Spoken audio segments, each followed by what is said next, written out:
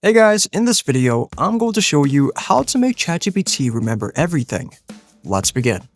Alright, so once you open up ChatGPT on your computer, you'll go to the bottom left, then select your profile icon, then you're going to choose Settings. After selecting Settings, on the left side here, choose Personalization.